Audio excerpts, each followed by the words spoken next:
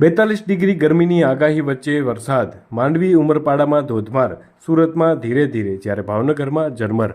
કેરીના તૈયાર પાક પર માવઠાની માઠીથી ખેડૂતો ચિંતિત.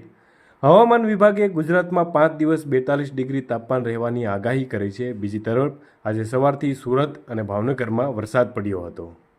ભાવનગરના વાતાવરણમાં અચાનક પલટો આવ્યો છે. શહેરના અનેક વિસ્તારોમાં સવારે ઝરમર વરસાદ વરસ્યો હતો.